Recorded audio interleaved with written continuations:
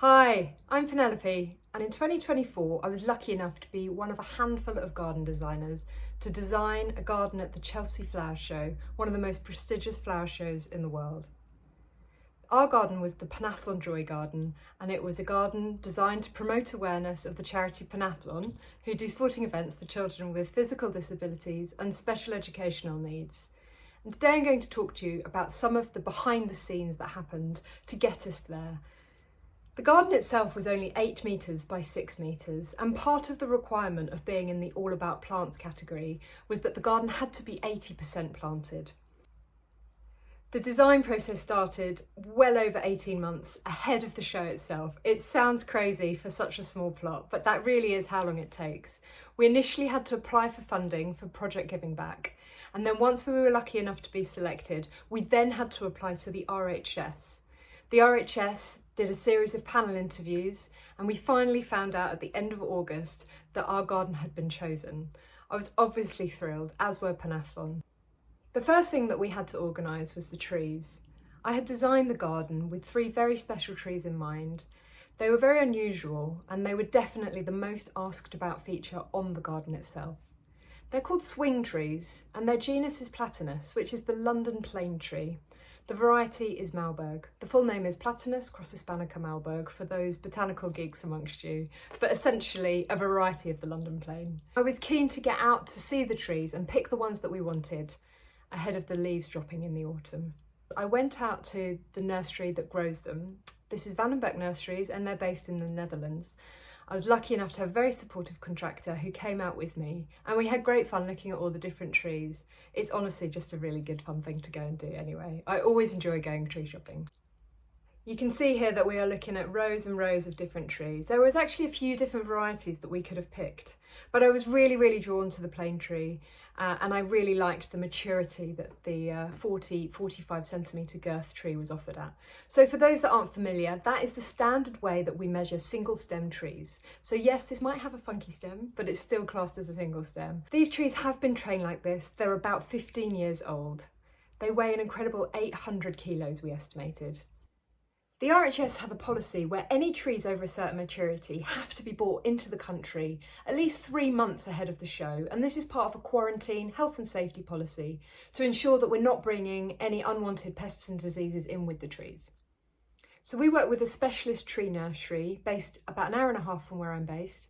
They're called Deepdale, and they agreed to have these trees for us. Deepdale wanted these trees to come in as early as possible so that they could give them a little bit of an extra helping hand and make sure that they had maximum growth going into the show. So we had these trees brought over just before Christmas, which seems crazy, 6 months ahead of the show.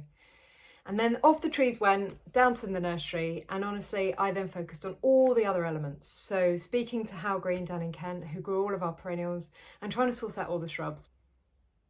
So at the beginning of the spring, I went over to Deepdale to go and have a look at how the girls are doing, the girls being the trees, obviously. And they were looking fine, they were looking good for that time of year. I remember looking at these trees thinking, should they be in leaf a little bit more? And it was something that I discussed with the nursery, and they reminded me that actually plane trees can be a little bit slow into leaf, but that they would all be fine. They are a very experienced nursery, and they weren't concerned, so I had faith in them. However, fast forward to the end of April, and there was still not really that much sign of growth on these trees. And I think this was cue heart attack number 1.